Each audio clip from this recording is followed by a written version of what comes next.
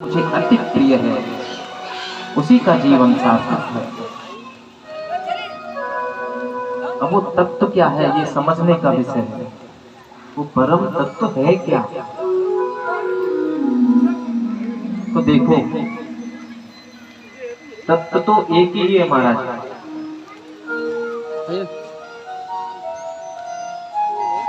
तत्व एक ही है, परंतु तत्ववेत्ता महापुरुषों ने उसको अनेकों नाम प्रदान कर दिए। वदन्ते तत्तत्त्वविदस्तत्त्वम् यज्ज्ञानमद्वयम्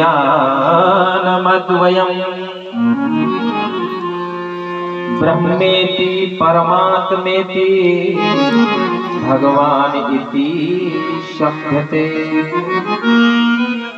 ब्रह्मेति परमात्मेति भगवान इति शब्दते। तत्व एक ही है, नाम अलग है। कैसे?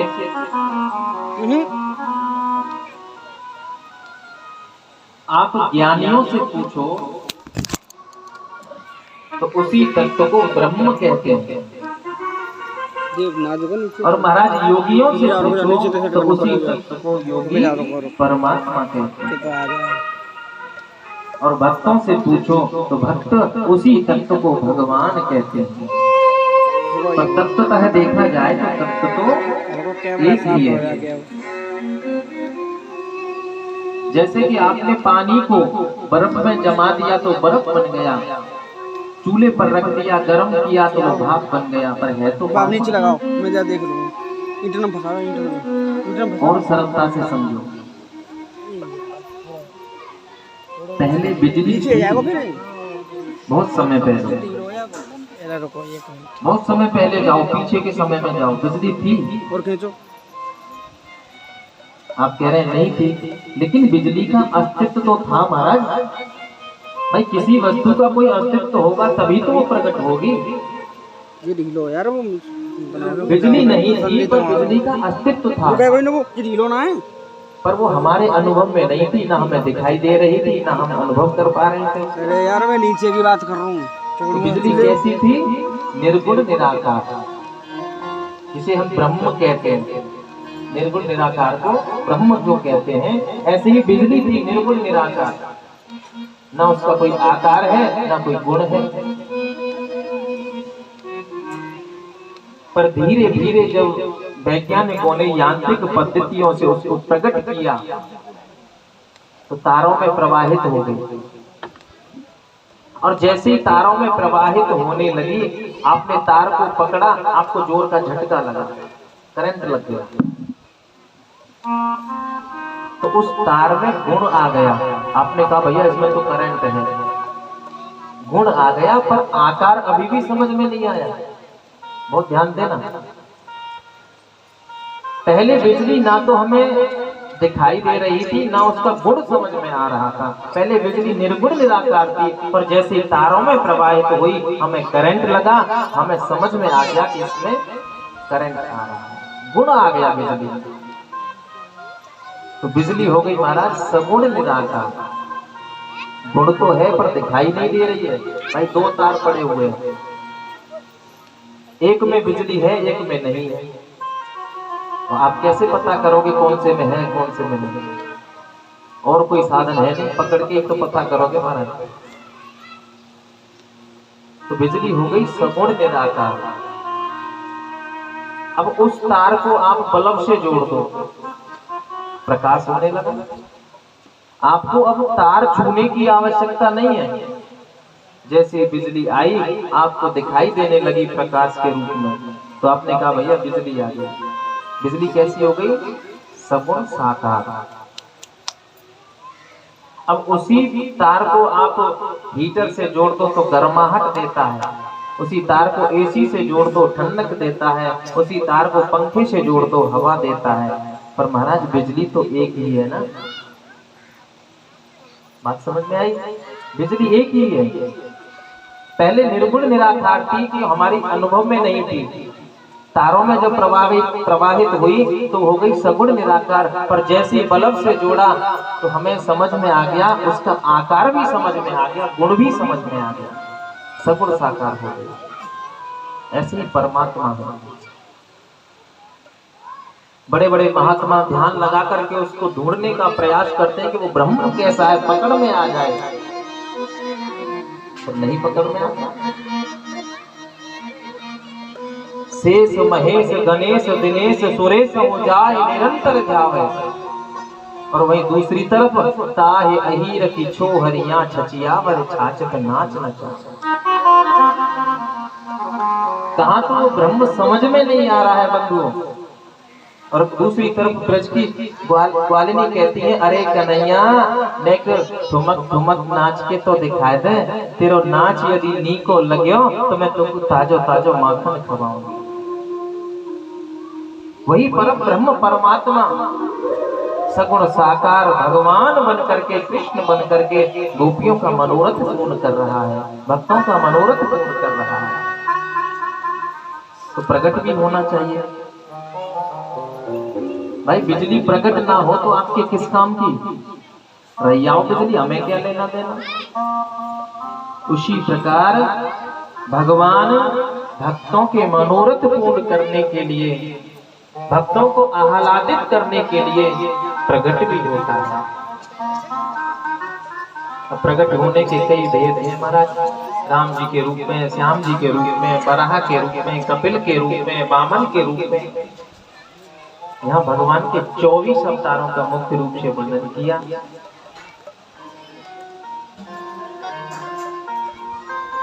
आपको जो भी अवतार भगवान का श्रेष्ठ लगता है, आप उसी में मग्न हो जाओ, उसी में निष्ठा रखो। और निष्ठा हमेशा एक में ही रखनी चाहिए।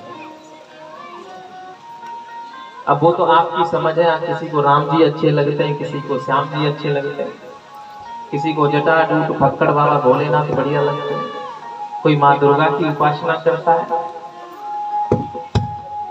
वो तो सब अपनी अपनी निष्ठा की बात है।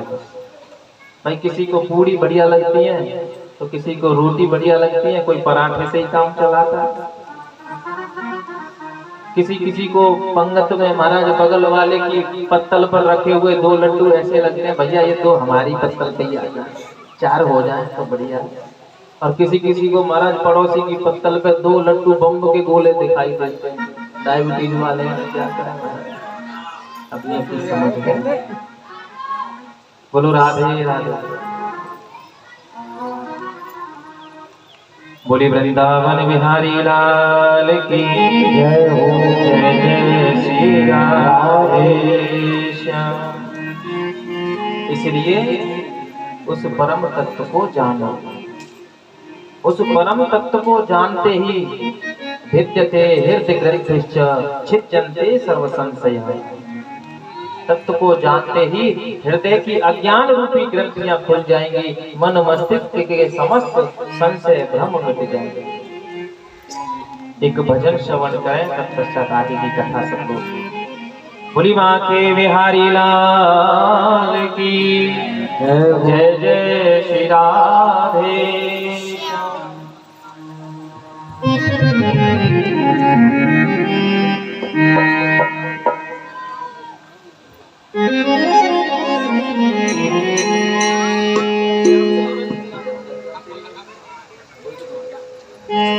तेरी मंद मंद मुस्कनिया पे, तेरी मंद मंद मुस्कनिया पे बलिहार श्याम दू, बलिहार राधे दू, बलिहार श्याम दू, बलिहार राधे दू। तेरी मंद मंद मुस्कनिया पे, तेरी मंद मंद मुस्कनिया पे बलिहार श्याम दू, बलिहार श्याम दू, बलिहार श्याम दू, बलिहार श्याम दू।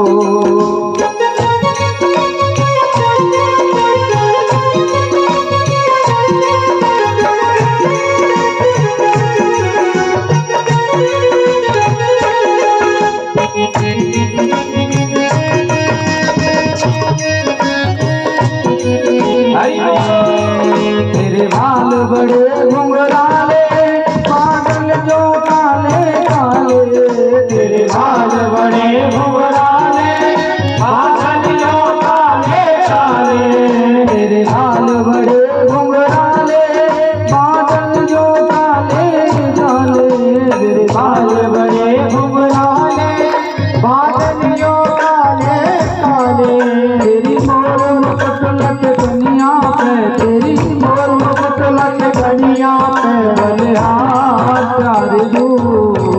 बलिहार प्यार दो, बलिहार प्यार दो, बलिहार प्यार दो।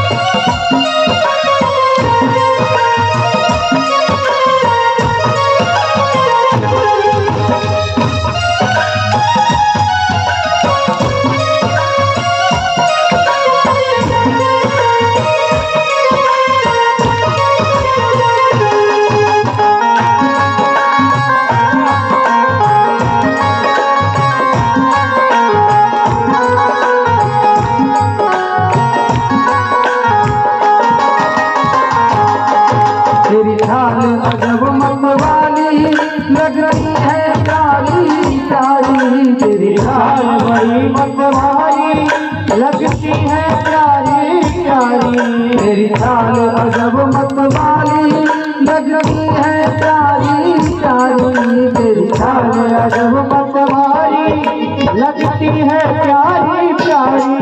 तेरी पायली जन दुनिया पे, तेरी पायली जन दुनिया पे, बलिहार प्यार दो, बलिहार प्यार दो, बलिहार कांवरे, बलिहार कांवरे। तेरी मंद मंद मुस्कानिया पे, तेरी मंद मंद मुस्कानिया पे, बलिहार प्यार दो, बलिहार प्यार दो, बलिहार प्यार दो, बलिहार प्यार दो।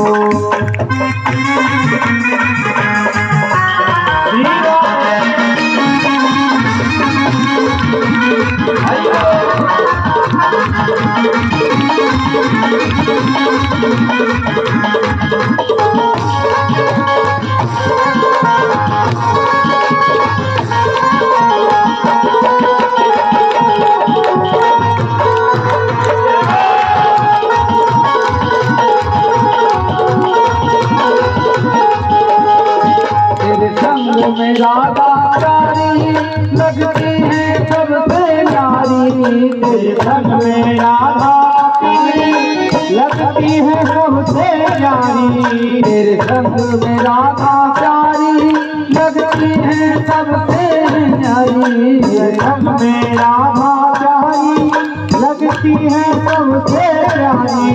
उस युगल चल पे जाऊं, उस युगल चल पे जाऊं, बलिहार प्यार दो, बलिहार प्यार दो, बलिहार प्यार दो। तेरी मंद मंद मुस्कानिया पे, तेरी मंद मंद मुस्कानिया पे, बलिहार प्यार दो, बलिहार प्यार दो, बलिहार प्यार दो, बलिहार प्यार दो।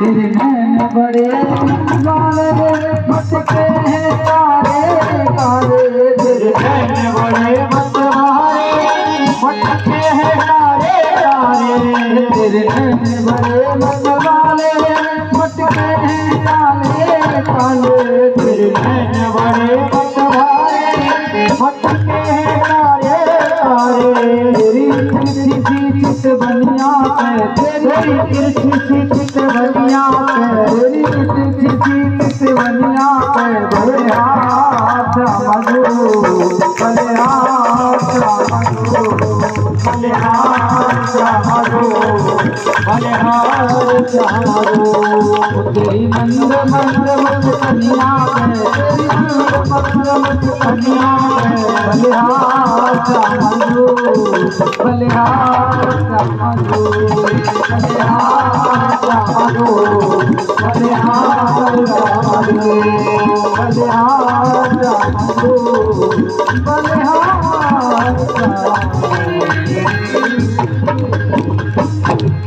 बोली माँ के बिहारी लाल की जय हो। जय जय श्री राधे।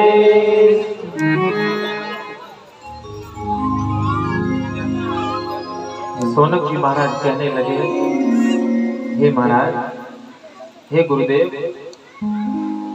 आप ये भगवान की मंगलमयी कथा आप हमें सुना जो रहे हैं, कृपया करके ये बताइए इसकी रचना कब और कैसे हुई। तब सूत जी महाराज कहने लगे, द्वापरे समनु प्राप्त तृतीय युग पर्यये जातः पराशराध्योगे वासव्यां कलया हरे। द्वापर के अंत में भगवान के कलावतार श्री वेदव्यास जी महाराज ने एक बार भविष्य पर दृष्टिपात किया और जैसे ही भविष्य को देखा और क्या देखा कि कलयुग से जो कलुषित प्राणी हैं उनका भाग्य बड़ा मंद है और बुद्धि भी मंद है। भाई किसी का भाग्य मंद हो, यदि बुद्धि उसके अंदर प्रबल हो तो अपना काम चला लेता है, और किसी की यदि बुद्धि बिल्कुल मंद हो, यदि प्रारब्ध उसका अच्छा है, भाग्य अच्छा है, तो भी काम चल जाता है। कहते हैं ना भैया इसमें बुद्धि तो बिल्कुल है, सहूर तो नाम में है ही ना, पर जाको भाग्य बड़ा जोर मारो। परंतु जिनका भाग्य और बुद्धि दोनों ही मंद हो, उनके लिए क्या करें। तो व्यास जी महाराज ने पहले एक वेद था उसको 4 भागों में विभाजित कर दिया, 4 वेद लिख दिए, ऋग्वेद, यजुर्वेद, सामवेद और अथर्ववेद। फिर उन्होंने सोचा कि वेदों की भाषा तो बड़ी जटिल है, इसको समझने वाला भी तो चाहिए। उसके नियम दिए महाराज, जनेऊधारी हो, लंगोटी धारी हो, ये धारी और वो धारी, नियम भी है वेद के। वेद को पढ़ने की आज्ञा हर किसी को नहीं है, तो मैं क्या करूं। तो पंचम वेद के रूप में महाराज महाभारत भी लिख दिया। महाभारत कोई भी पढ़ सकता है, वेदों की बृहद व्याख्या है महाभारत। पर उनके मन को फिर भी शांति नहीं मिली, तो व्यास जी महाराज ने एक एक करके 17 पुराण लिख डाले, 6-7 लिख दिए, उपनिषद लिख दिए। महाराज फिर भी उनके मन को शांति नहीं मिली। सोचने लगे मैं क्या करूं जो कलयुग के प्राणियों का कल्याण हो सके। ऐसा कोई सरलतम साधन होना चाहिए जिससे कलयुग के प्राणियों का लाभ प्राप्त हो सके। सिर पकड़ करके बैठे। तभी श्री नारद जी महाराज वीणा बजाते हुए वहां पधारे। नारद जी महाराज का स्वागत किया। व्यास जी महाराज ने सुंदर आसन पर विराजमान किया। नारद जी कहने लगे, अरे पाराशर जी, आपका मुख कमल कुछ लटका हुआ है, क्या बात है। पाराशर्य महाभाग भवतः कच्चिदात्मना परितोष्यति शारीर आत्मा मानस एव वा। अरे पाराशर जी, आपका मुखमंडल क्यों लटका हुआ है, क्या बात है। नियम कर्म सब ठीक चल रहा है ना। व्यास जी बोले नारद जी वो सब ठीक चल रहा है, पर मेरे मन में बड़ी गिलानी है। बोले क्यों? क्योंकि मैंने प्राणियों के कल्याण के लिए अनेकों साधन तैयार किए, 4 वेद लिख डाले, 17 पुराण लिख डाले, 6 शास्त्र लिख डाले, पर मेरे मन को अभी भी शांति नहीं है। कुछ अधूरापन सा मैं स्वीकार कर रहा हूं। अब मैं क्या करूं ये समझ में नहीं आ रहा। तब नारद जी महाराज ने कहा, व्यास जी आपकी लेखनी ने बड़े चमत्कार दिखलाए, एक से एक बड़े दिव्य ग्रंथ लिख डाले, पर कहीं गोविंद के बाल चरित्र का वर्णन नहीं किया। आपने अनेकों शास्त्र लिख डाले, ये ज्ञानियों के लिए तो ठीक है, ज्ञानी तो उसको पढ़ लेंगे, समझ लेंगे, पर जो भक्त हैं उनके लिए क्या किया? उनको तो केवल भगवान श्री कृष्ण की बाल लीलाओं का ही आनंद उन्हें आनंद प्रदान करता है। इसलिए गोविंद के बाल चरित्रों को आप कोई एक ग्रंथ में लिखो तो आपके हृदय को अवश्य शांति मिलेगी। आप मुझे देखो, मैं पूर्व जन्म में कौन था? अपने पूर्व जन्म की कथा सुनाने लगे नारद जी महाराज।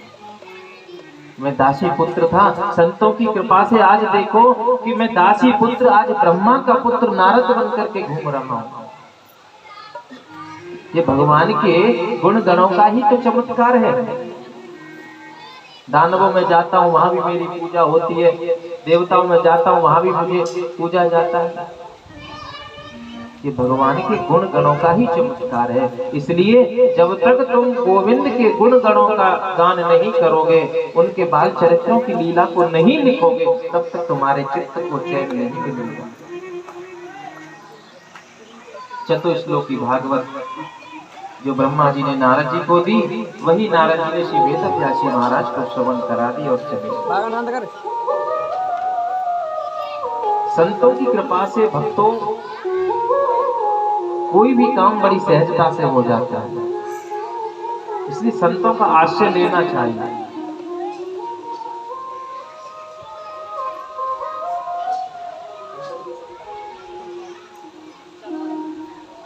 संतन के संग लाग रे,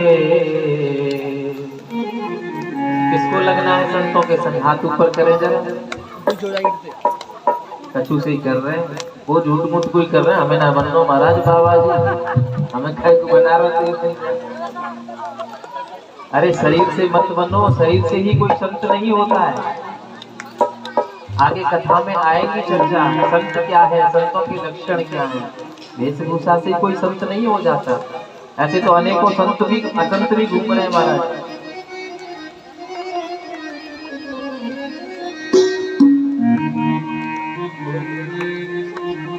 हरि संतन के संग लागे, संतन के संग लागे, तेरी अच्छी बने।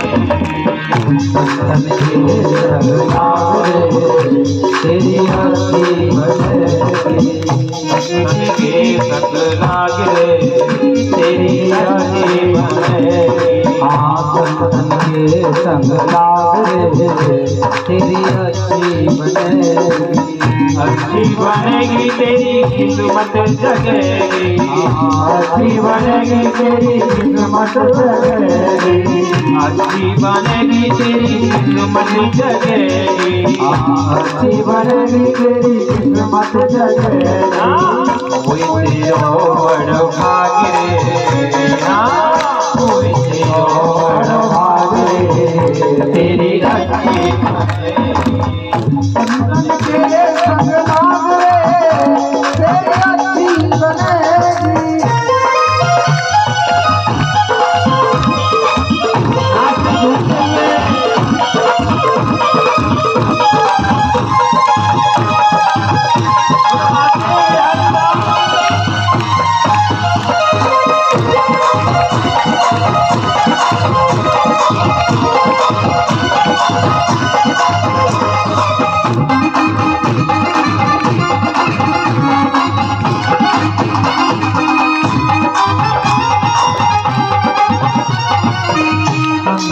संग कर पुण्य कमाई, संतन संग कर पुण्य कमाई, संतन संग करे पुण्य कमाई, संतन संग कर पुण्य कमाई, पुण्य कमाई पुण्य कमाई, पुण्य कमाई पुण्य कमाई, संतन संग करे पुण्य कमाई, संतन संग कर पुण्य कमाई। राम चरण अनुराग रे, राम चरण अनुराग रे,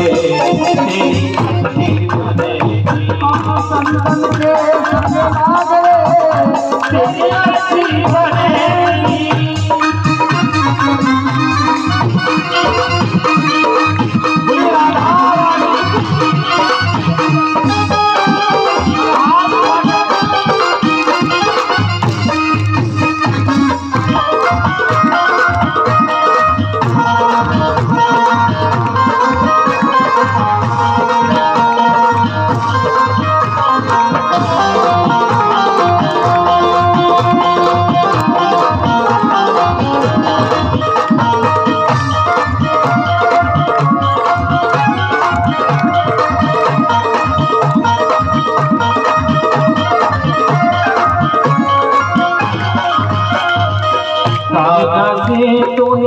हंस बनावे, सागा से तोहे हंस बनावे, सागा से तोहे हंस बनावे, सागा से तोहे हंस बनावे,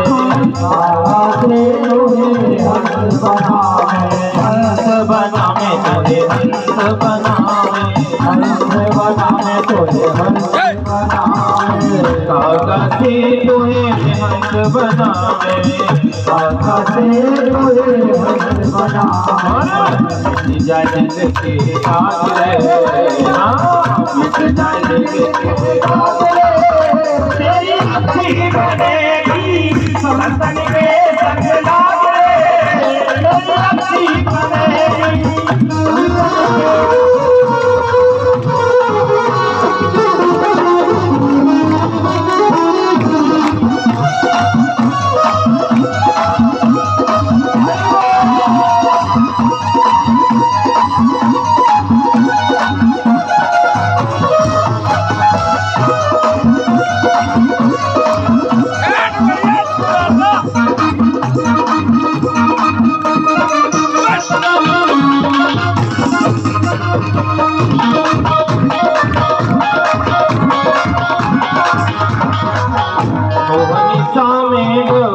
दिन सोए, निशा में बहुत दिन सोयो, निशा में बहुत दिन सोए, निशा में बहुत दिन सोयो।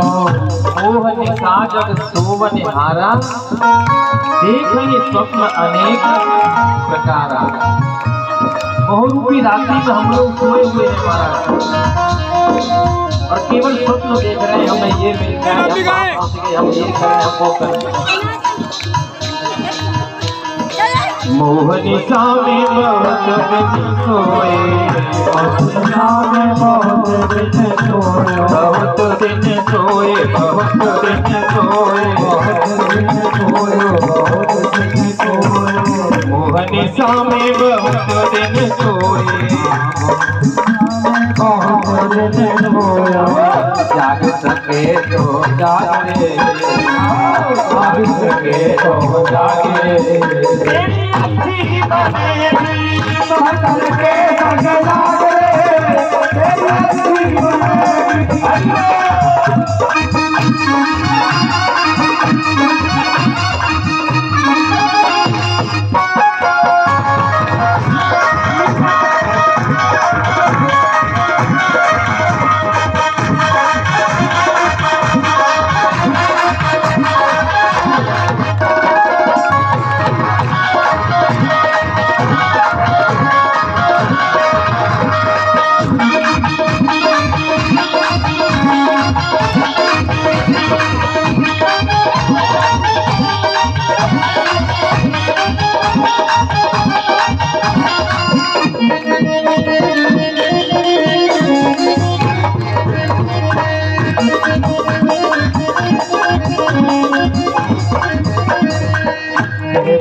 कबीर राम सुमिरन में, कहत कबीर राम सुमिरन में, कहत कबीर राम सुमिरन में, कहत कबीर राम सुमिरन में, राम सुमिरन में, राम सुमिरन में, कबीर राम सुमिरन में, कबीर राम सुमिरन में। अब लाग सके तो लाग रे तेरी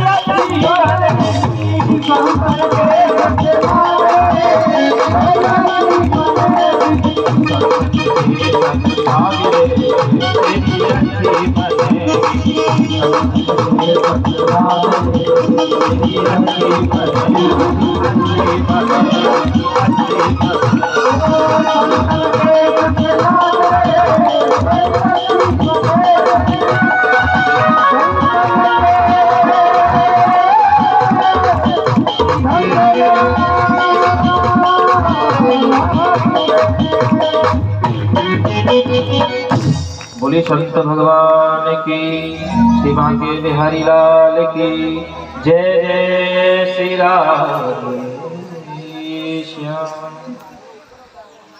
नारद जी महाराज चतुश्लोकी भागवत प्रदान करके चले गए। श्री व्यास जी महाराज ने सरस्वती नदी में स्नान किया और अपनी कुटिया में समाधिस्थ होकर के बैठे, गणेश जी का आह्वान किया। गणेश जी महाराज लिखते गए और श्री वेद व्यास जी महाराज उन 4 श्लोकों की व्याख्या करते गए। बोलो, पहले 4 ही श्लोक थे भागवत के। गणेश जी महाराज लिखते गए, व्यास जी महाराज व्याख्या करते गए और देखते ही देखते 18,000 श्लोकों की ये पावन संगीता प्रकट हो गई। बोलिए भागवत भगवान की जय। जय श्री राधे। आ जाओ। व्यास जी महाराज ने सोचा कि मैंने भागवत तो लिख दी, पर इसको जन जन तक कैसे पहुंचाऊं?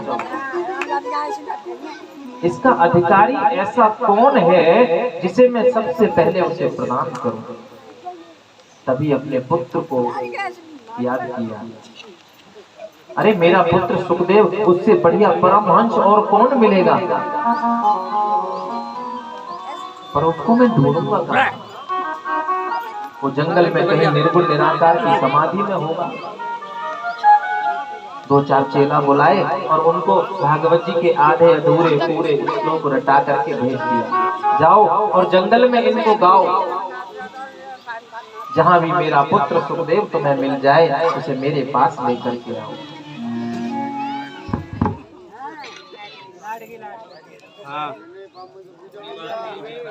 हेलो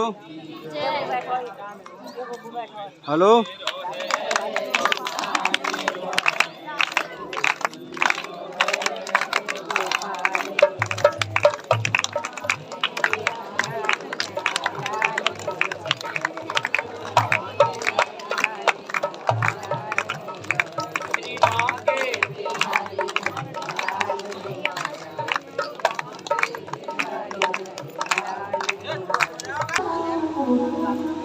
चेलाओं को भागवत जी के श्लोक रटा दिए और कहा जंगल में जाकर के इनको गुनगुनाओ। जहां तुम्हें मेरा बेटा सुखदेव मिल जाए, उसे मेरे पास ले आओ।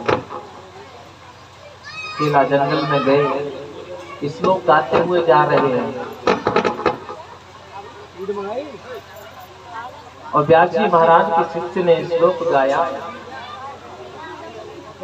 बरहा पीड़म नटवर वपुः कर्णयो कर्णकारम् बिभ्रदवासः कनककपिशम्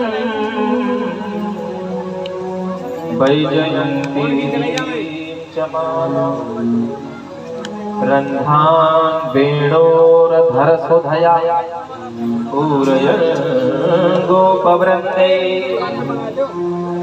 वृन्दारण्यं स्वपदरमणं प्राविशद्गीतकीर्तिः। बरहा पीड़म नटवर बपुः। बरहा कहते हैं पंख को। मस्तक पर मोर मुकुट धारण किए हुए, मोर पंख धारण किए हुए, गले में बैजन की माला पहन करके, गैया चराते हुए, पीतांबर फहराते हुए, बंसी बजाते हुए माधव कितने सुशोभित हो रहे हैं। इस श्लोक में भगवान की सौंदर्यता का वर्णन है। जैसे ही इस श्लोक को सुना सुखदेव जी महाराज से समाधि खुल गई। इतना सुंदर, भाई इसके तो दर्शन करने चाहिए, ये तो बहुत सुंदर है। फिर उन्होंने सोचा, अरे कोई सुंदर होगा, रहे आओ, हमें क्या, कोई सुंदर है तो जरूरी थोड़ी है वो सरल भी हो। कई बार कोई सुंदर अधिक होता है तो नखरे भी बड़े होते हैं, गुस्सा भी बहुत आती है। कोई इतना सुंदर है तो जरूरी नहीं है कि वो सरल भी हो। पुनः समाधि लगा करके बैठे। तब तक दूसरे चेला ने दूसरा श्लोक सुनाया। अहो वकीयम स्तन कालकूटम जिघांसयापाययदप्यसाध्वी लेभे गतिं धातृचितां ततोऽन्यं कंबा दयालुं शरणं व्रजेम।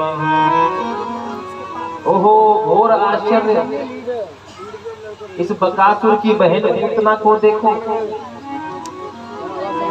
अपने स्तनों से कालकूट नाम का विष लगा करके आई है कृष्ण को मारने के लिए।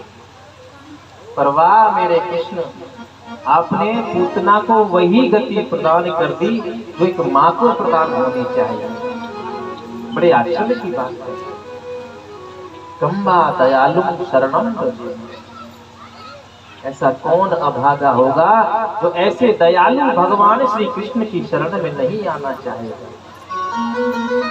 जैसे इस श्लोक को सुना सुखदेव जी महाराज की समाधि पुनः खुल गई। ओहो इतना सरल भी है, भाई इसके तो दर्शन करने चाहिए। उठ करके आए, चेलाओं से कहा भैया आगे और गाओ, बहुत अच्छे श्लोक हैं आपके, और गाओ। बोले महाराज हमें तो इतना ही आता है, और अधिक श्लोक चाहिए तो हमारे गुरुदेव के पास चलिए। ऐसे 18,000 श्लोक हैं उनके पास। तब जो सुखदेव जी महाराज आए, व्यास जी महाराज को प्रणाम किया, हे गुरुदेव थोड़ा सा प्रसाद हमें भी मिलेगा। व्यास जी महाराज गदगद हो गए। वाह, अरे जिस बेटा के पीछे में पुत्र पुत्र पुकारता हुआ जा रहा था वो नहीं रुका, पर धन्य है गोविंद के गुणगण जिनकी शक्ति से आज स्वयं मेरा बेटा मेरे पास चल करके आया। तब उन्होंने विधिवत उनको भागवत जी का अध्ययन कराया। और ऐसे भी नहीं ताकि लोग ये ना कहें कि भैया पिता की संपत्ति थी तो पुत्र को प्रदान कर दी। उन्होंने पहले ये परीक्षा ली, इसने काम और क्रोध को जीता है कि नहीं। सुखदेव जी महाराज को जनक जी के घर भेजा, जनक जी के आश्रम भेजा। देखो ये जनक जी वो नहीं है जो आप सोच रहे हैं सीता जी के पिताजी। जनक एक पदवी का नाम है, जनक एक पदवी का नाम है, माने ऐसे कहें कि टाइटल, ऐसे समझ लो। जो सीता जी के पिताजी हैं उनका नाम है सीरध्वज जनक, और जो सुखदेव जी महाराज जिनके पास गए हैं परीक्षा देने के लिए उनका नाम है बहुलास्व जनक। जनक जी के यहाँ पर भेजा, इसने काम क्रोध को जीता है अथवा नहीं पता करो, नहीं तो ये इसका अधिकारी नहीं है। भागवत का वही अधिकारी है जिसने काम क्रोध को जीत लिया। तब सुखदेव जी महाराज जनक जी के द्वारे पर गए, सेवक द्वार पर खड़े हुए थे। सुखदेव जी बोले हमें गुरुदेव से मिलना है, कृपया करके हमें दर्शन कराओ। ठीक है महाराज थोड़ा ठहरो, हम पता करके आते हैं। जनक जी से कहा महाराज सुखदेव जी महाराज पधारे हैं, आपका दर्शन करना चाहते हैं। जनक जी बोले उनको बोल दो अभी हम व्यस्त हैं, बाद में मिलेंगे। सेवकों ने ऐसे ही आकर के बोल दिया। 7 दिन हो गए बंधु, 7 दिन सुखदेव जी महाराज ऐसे ही द्वार पर खड़े रहे। जनक जी ने कहा जाओ और ये पता करके आना। पर जैसे सेवक आए और उन्होंने प्रसन्न मुद्रा में सुखदेव जी महाराज को देखा, जाकर के चरणों में दंड डाले। जनक जी को समाचार सुनाया, महाराज जैसे 7 दिन पहले आए थे आज भी वैसे ही मुस्कान है उनके चेहरे पर, जरा सा भी क्रोध नहीं है, दिल मात्र भी क्रोध नहीं है। बोले ठीक है, हम अंदर लेकर के आओ। इसने क्रोध को तो जीत लिया, अब काम को जीता है कि नहीं ये भी परीक्षा लेना बाकी है। अनेकों दिव्य सुंदरियों के मध्य में बिठा दिया सुखदेव जी महाराज को। सुखदेव जी महाराज तो दिगंबर है, उनको स्त्री पुरुष का भेद ही नहीं है, कौन स्त्री है कौन पुरुष है। 16 वर्षीय सुखदेव जी महाराज 16 वर्ष की आयु है। अनेकों सुंदरियों के मध्य में बिठा दिया, अनेकों सुंदरियां आलिंगन करने लगी और सुखदेव जी महाराज के हृदय में बिल्कुल भी लेश मात्र भी काम जागृत नहीं हुआ। जनक जी महाराज ने तुरंत व्यास जी महाराज को कह दिया, तुम्हारे पुत्र ने काम क्रोध को जीत रखा है, अरे मैं इसकी क्या परीक्षा लूंगा, आपका पुत्र तो धन्य है महाराज, ये तो परम हंस है। तब व्यास जी महाराज ने भागवत का अध्ययन कराया। सूत जी कहने लगे, ऋषियों वही भागवत कथा समय आने पर श्री सुखदेव जी महाराज ने राजा परीक्षित को श्रवण कराया। सोनक जी कहने लगे, महाराज राजा परीक्षित को ही क्यों सुनाई, कृपया करके ये बताओ। तब सूत जी महाराज ने महाभारत की कथा में प्रवेश किया। सूत जी कहते हैं, मैं परीक्षित का जन्म तुम्हें सुनाना अनिवार्य नहीं समझता, परंतु मेरे प्रभु श्री कृष्ण की कथाओं का उदय होता है परीक्षित की कथा से, इसलिए मैं तुम्हें अवश्य सुनाऊंगा। सूत जी कहने लगे, ऋषियों यदा मृधे कौरव संजयाना वीरे सथो वीर गतिम गतेषु ब्रकोदरा विद्ध गदाभिमर्श भग्नोर्दण्डे धृतराष्ट्रपुत्रे। बात उस समय की है, कौरव और पांडवों के मध्य में महाभारत का युद्ध अंतिम चरण में चल रहा है और दादा भीम की विशाल गदा से दुर्योधन की जंघा पर प्रहार हुआ तो दुर्योधन का मेरुदंड टूट गया। दुर्योधन संतप्त अवस्था में कुरुक्षेत्र की भूमि पर पड़ा हुआ है। पूरी कुरुक्षेत्र की भूमि में अनेकों शव बिखरे हुए हैं महाराज। चारों तरफ गिद्ध आदि पक्षी आते हैं और उन सबों को नोच नोच करके खा रहे हैं। दुर्योधन के शरीर को भी मृत समझ करके अनेकों गिद्ध आते हैं और चोंच का प्रहार करते हैं। दुर्योधन उनको उड़ाते उड़ाते बड़ा परेशान हो रहा है, संतप्त हो रहा है। उसी समय पर दुर्योधन का मित्र गुरु द्रोणाचार्य का पुत्र अश्वत्थामा आया। कहने लगा, मित्र तुम्हारी ये दशा किसने की, मुझे बताओ। अरे मैंने तुम्हारा वैभव देखा है, ऐश्वर्य देखा है, मुझसे ये तुम्हारी दशा देखी नहीं जाती है। जिसने भी तुम्हारी ये दशा की है मैं उसको मृत्यु दंड दे दूंगा।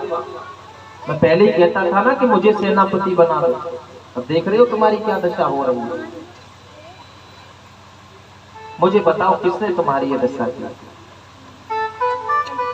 दुर्योधन कहने लगा, मित्र हम 100 भाई थे, सबके सब मारे गए, पर इससे भी बड़ा दुख ये है कि पांडव मात्र 5 भाई थे, एक भी नहीं मरा। एक भी यदि मर जाता तो मैं चैन की मृत्यु मर सकता था, अश्वत्थामा कहने लगा बस एक, तुम एक की बात करते हो, अभी देखो मैं पांचों को मार करके तुम्हारे पास कैसे शुभ समाचार लेकर के आऊंगा। दुर्योधन कहने लगा मित्र इतना आसान नहीं है पांडवों को मारना।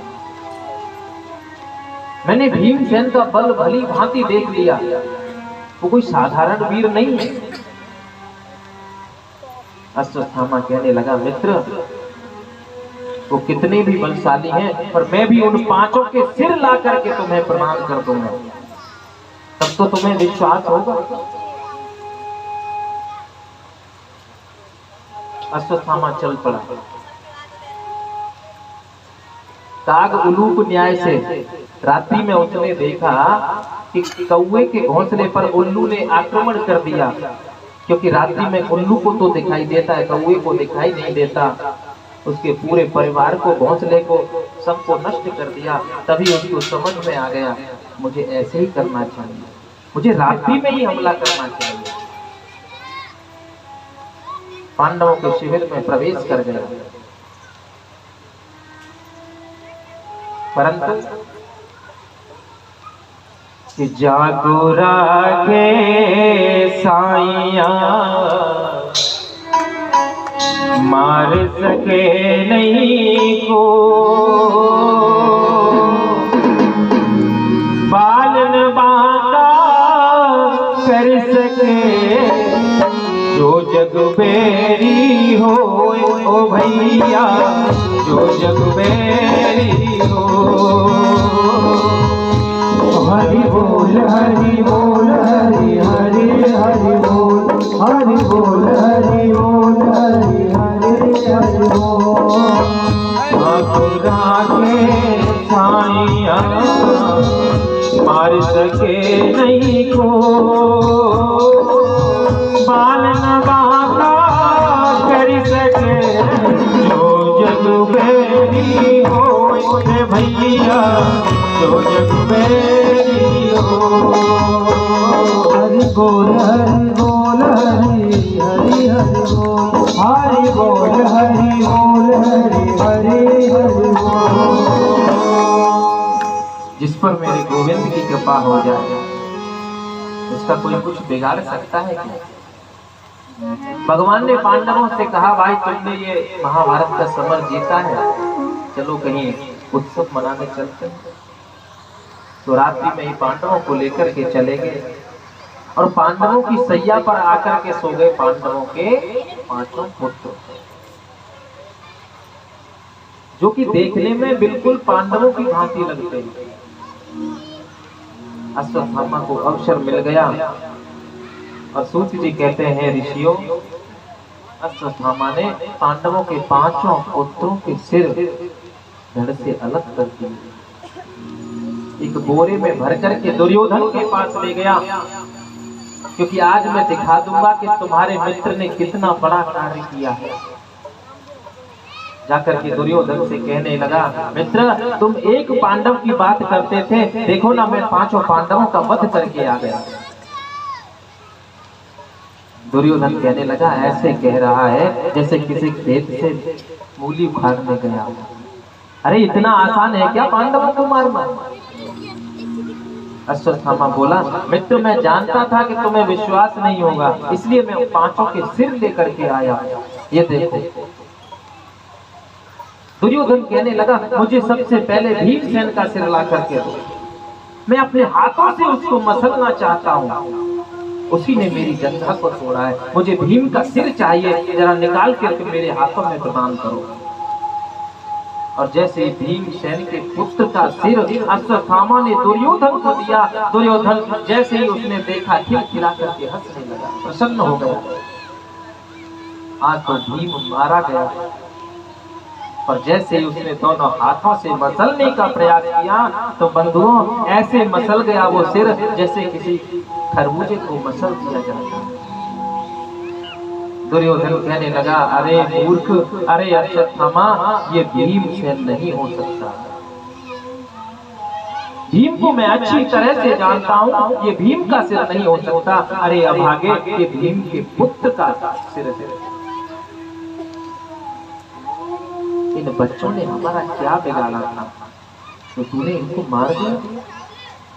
अरे अब आगे तूने हमारे कुल में अब कोई पानी देने वाला भी नहीं छोड़ा, इनसे मेरा क्या बैर था। सूत जी कहते हैं ऋषियों, उसी समय दुर्योधन का प्राणांत हो गया, क्योंकि दुर्वासा जी का श्राप लगा हुआ था, जिस समय तुझे प्रसन्नता और शोक एक साथ हो जाएंगे उसी समय तेरी मृत्यु हो जाएगी।